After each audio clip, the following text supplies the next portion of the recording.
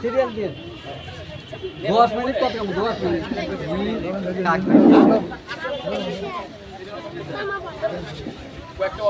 জনাব হযরত ওলামায়ে কেরাম, সম্মানিত সুধী মণ্ডলী, উপস্থিত আমার দিনদার ইমানদার ইসলাম প্রেমিক মুসলমান ভাইরা, আসসালামু আলাইকুম ওয়া রাহমাতুল্লাহি ওয়া বারাকাতুহু।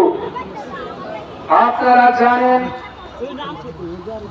অতীতে যত সরকার বাংলাদেশে ক্ষমতা এসেছে প্রত্যেক সরকারের ভাগ্যের পরিবর্তন ঘটেছে, কিন্তু জাতির ভাগ্যের কোনো পরিবর্তন ঘটে নাই।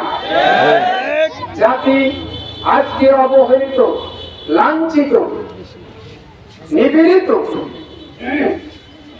আজকে এই নিপীড়ন ইসলাম থেকে বাঁচতে হলে এ জাতির জন্য একমাত্র পারে ইসলামী রাষ্ট্র ব্যবস্থাই পারে ইসলাম থেকে মুক্তি করে এ জাতিকে রক্ষা করতে পারে। জোরে বলেন ঠিক কিনা? এই জন্য আগামী জাতীয় সংসদ নির্বাচন হবে। এই নির্বাচনে কোরআনকে যদি পার্লামেন্টে পাঠাতে না পারেন, সব লোককে যদি পার্লামেন্টে পাঠাতে না পারেন, তাহলে আমি দেখতে পাচ্ছি বাংলাদেশের ভাগ্য আকাশে উত্তর গগনে কারণে জমা হয়েছে। কারণের পূর্বাভাস লক্ষ্য করছি, মোকাবিলা করে সক্ষমভাবে প্রতিদ্বন্দ্বিতার মাধ্যমে সব লোককে এবং কোরআনকে যদি পার্লামেন্টে পাঠাতে না পারেন, তাহলে এমন এক অন্ধকার গাঢ় কালো অমাবস্যা রাত্রি আসতে পারে যার সুখে ছাদে পাওয়া অসম্ভব। ঠিক কিনা? আজকে বাংলাদেশ অবহেলিত, বাংলাদেশকে নিয়ে গভীর ষড়যন্ত্র চলছে।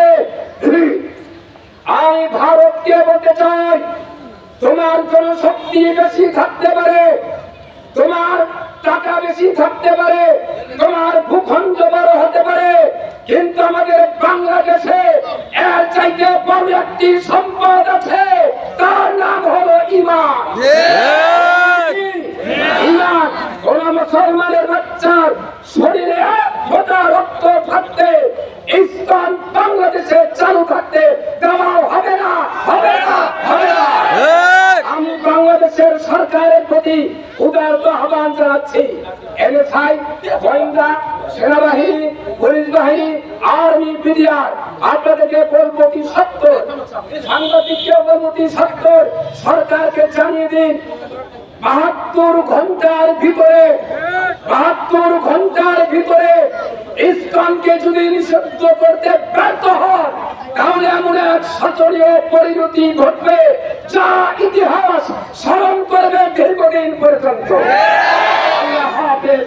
বাংলাদেশ জিন্দাবাদ, ওলামায়ে কেরাম জিন্দাবাদ। আসসালামু আলাইকুম।